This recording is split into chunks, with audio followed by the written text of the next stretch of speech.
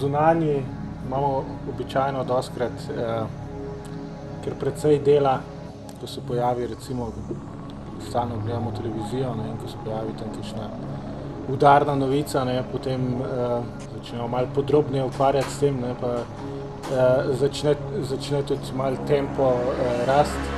Ja, sicer malo panike, ne, na začetku, ne, da se organizira, kdo bo koga klical, ne, kako bo stvar speljana, kakšna kratka nujna vest, kratka vest, daljša vest, zbirna vest, da bo pripravil vse te vesti, ne, potem, ampak v bistvu se pa vse spele, ne. V delo dopisnika male slovenske tiskovne agencije, ker je zelo majhne, tudi v slovenskih razmerah se mi zdi, v svetovnih pa še posebej, je precej zanimivo in predvsem anonimno. Noben te skoraj ne pozna, težko je navezovati stike, misliš, pokličeš po telefonu nekoga, ko poveš STS, poveš država, Slovenija, kaj je to tam, ki je v Rusiji ali kje, mislim, to še zmeraj traje tako. In pa ko ugotovijo, pogledajo približno število prebivalstva in ponovadi rečejo, we're gonna call you back, vas bomo poklicali nazaj. Včasih pokličejo, včasih ne.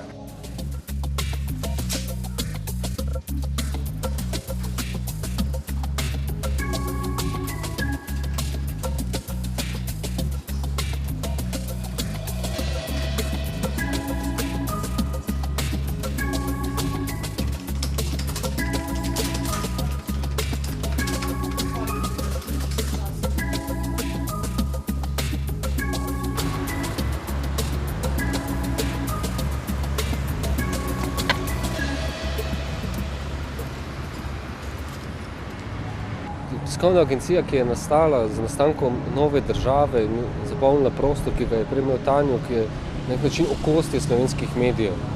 Zagotavljajo zelo širok servis, hkrati pa je kolnica novinarjev, ki so pač v tem času od osamosvojitve do danes številni tam nastali, se tudi izkazali z poznavanjem stvari, z delom. Za slovenske medije v zamejstvu je bila ustanovitev Slovenske tiskovne agencije velika pridobitev. STA predstavlja za nas dve ugodnosti. Prvič, da prejemamo informacije iz Slovenije in to sveže vsakodnevne informacije. Drugič, da prejemamo informacije v slovenskem jeziku, kajti prej smo morali vse prevajati iz drugih jezikov.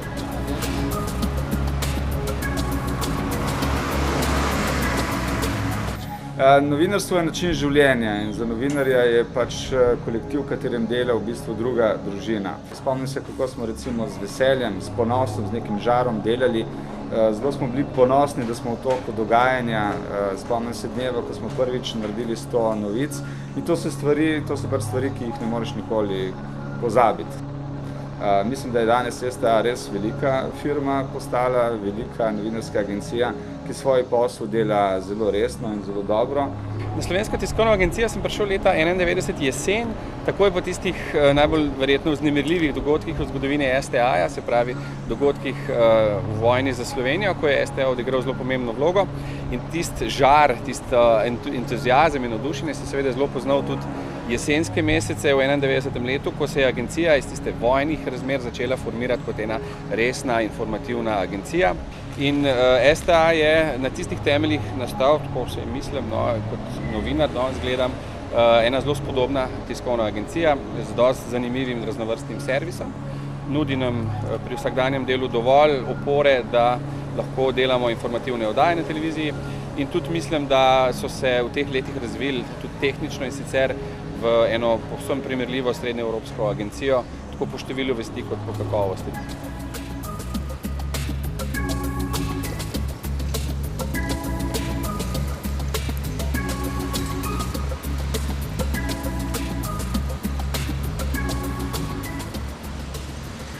Delo agencijskega novinarja je zelo lepo.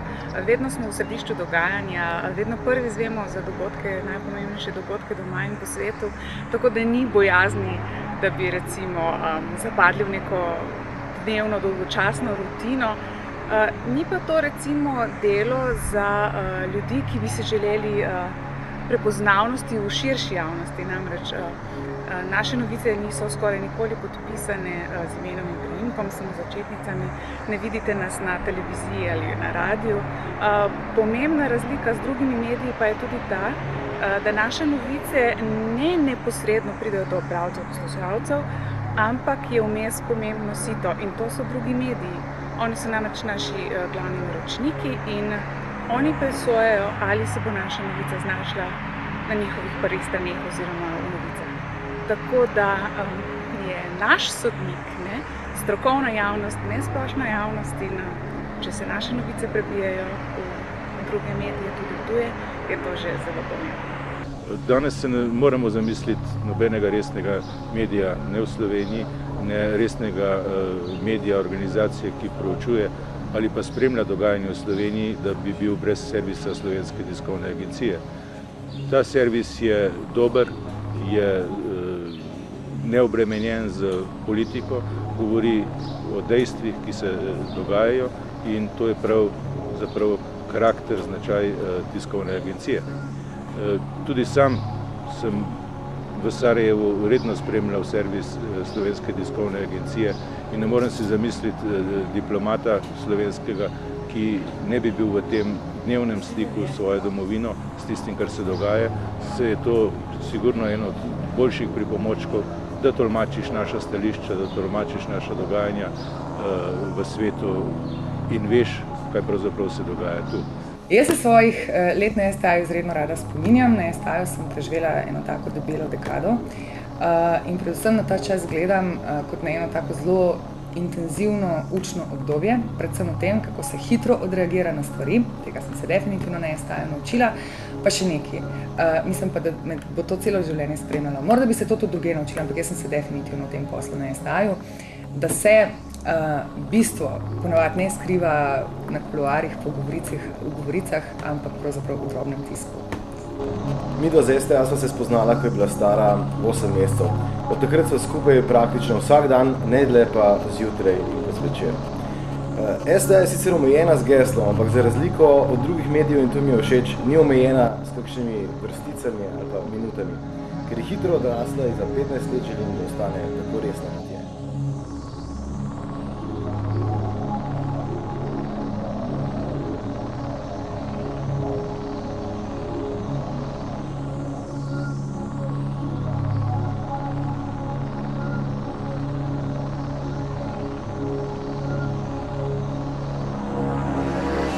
Vizija Slovenske tiskovne agencije je postati razvita, evropsko primerljiva tiskovna agencija. To pomeni, da bo ponudila trgu, torej svojim uporabnikom, vse tiste storitve, kot jih imajo druge agencije. Se pravi, dober, kakovosten tekstovni servis, specializirane servise z vsebinami, kot so evropski servis, poslovni servis, regionalni servis. Seveda pa nameravamo še naprej razvijati fotoservis, ki smo ga pognali marca letos.